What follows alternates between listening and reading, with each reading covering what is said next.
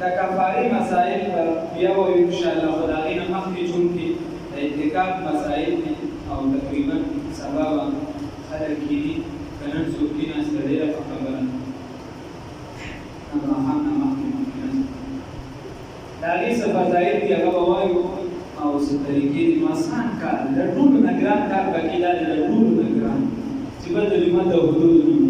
بس دا ګران کار دی یولس ورځې دا تېرې کړي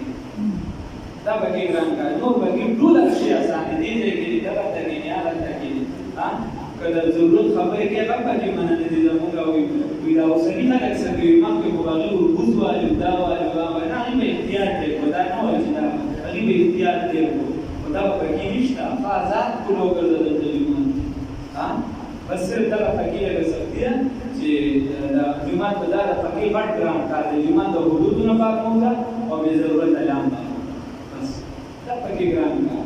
نو پکې هر څه اسان دی خو هم پکې اسان عبادت دی او چې به وي نه ناست یو سبحان الله وی دا پکې عبادت دی چې څه پکې د نیکۍ عمل کې هسې پکې ناست دی او د الله ربالعزت په صفاتو کې سوچ کې نه پکې عبادت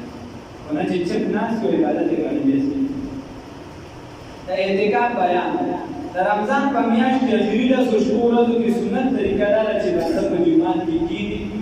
او د ایسارېدو ته اعتکاف ویلی شي د لږو ایسارېدو ته اعتکاف ویلی شي بیا په اخري لسو ورځو کې چې سړی کښېني سره د روژې په حالت چې روژې وي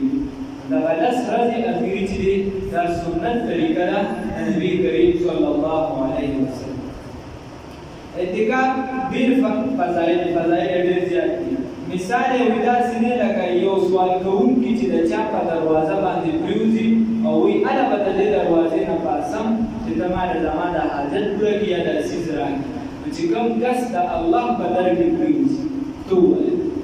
او ته وایې چې خدای پاکه ما له بښنه راکړه نو زه به هله پاسم خدای پاک درته بښنه نه کوي ته چې ووایې چې خدایه پاکه هله به پاسم چې زما نه بیماري ختمه کړي خدای پاک به نه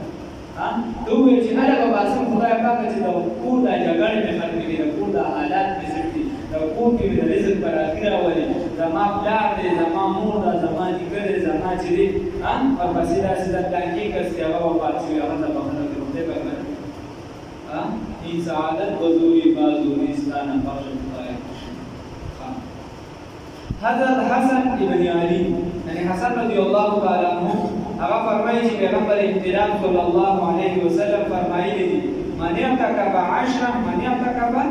عشرا فی رمضان کان کحجتین وعمرتین رسول الله صلی الله علیه وسلم فرمایي چا چې لس ورځې په رمضان شریف کې اعتکاف وکړو گویا د دوه حجه او دوه عمرې وکړي دوه حجه او دوه عمرې حساب وکړو الله یې توفیق درکړي بل حدیث کې رسول الله صلی الله علیه وسلم فرمایي وی چا چې د الله د رضا لپاره یو ورځ اعتکاف وکړي مثال دا یو ورځ وی ابعد مما بین الحافظین دی به د جهنم نه دومره جدا شي لکه دوه حافظین چې دي او حافظ څه ته وایي نو یوه معنا یې ده د مشرق او د مغرب ترمنځ چې څومره فاصله ده دومره به نقطې د جهنم نه دوه پیرې لري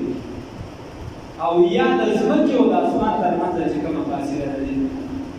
حساب د وخت عبدالله ابن عباس رضی الله تعالی عنہ فرمایي چې معتکف د ګناهونو نه محفوظ چې وکس اعتکاف ته کښېني نو دي د ګناهونو نه محفوظ د ګناهونه د ده نه ریجېږي او چې کوم بد معاشره کې کېږي د هغې نه محفوظ او چې کومه نیکي به معاشره کې کېږي که ده کوله که نه د هغې ورته خدای پاک ثواب ورکړي مثال پته وه دغه ته یو سایل روان دی چې اولادي به 10 روپۍ ورکړي ته دلته په موږ کې ناست دی د جومات بجلی ده د جومات ځمکه ده د چت لاندې د جومات ناست دی الله ربالعزت تعالی په موږ کې د هغې ثواب چې څه به کېږي د هغې ثواب الله ربالعزت عبدالله ابن عمر رضی الله تعالی عنهما فرمایي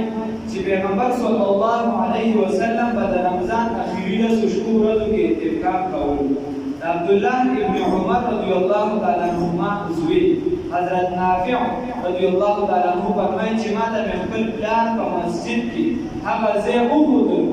چې کوم ځای به پیغمبر انقلاب صلی الله علیه وسلم اعتکاف کولو ما ته خپل والد صاحب هغه ځای وښودلو پلاران له پکار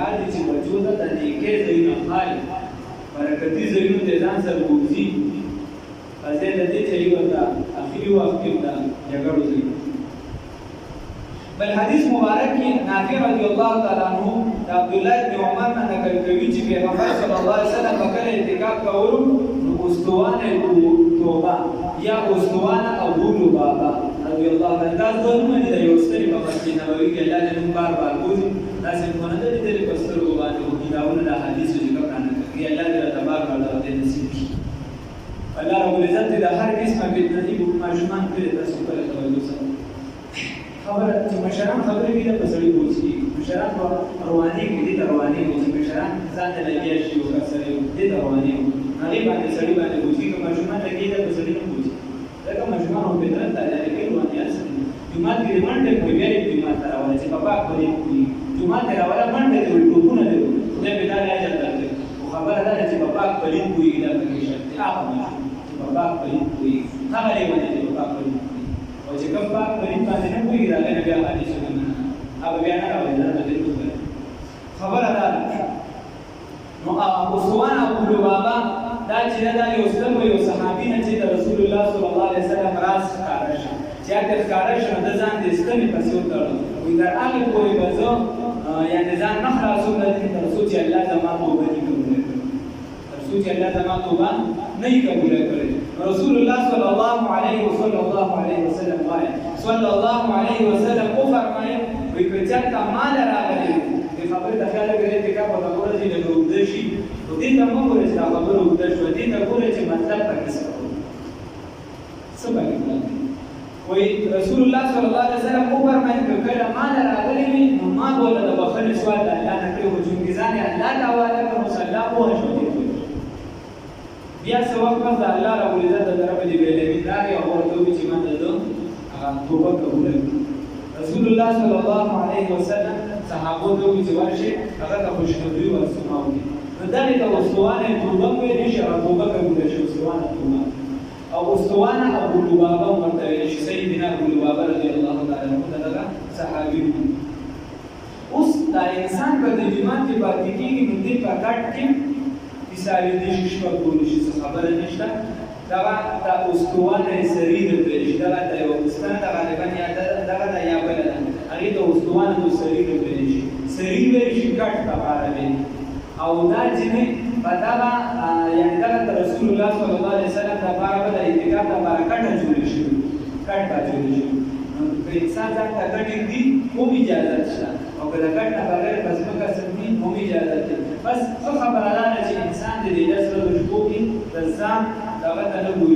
دا الله رب العزت رضا ته دې باندې کې دې کوشش وکړي ورونو رسول الله صلی الله علیه وسلم او امت به هدف مهربان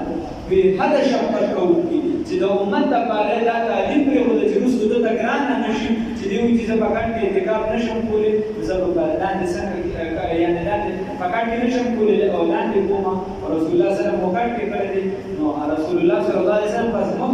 پکړ کې موږ چې دا ډول د لپاره سنت طریقې وګرځي په ډول باندې عمل درشي او د دې کومه کې اساني چې الله دې توفیق ورکړي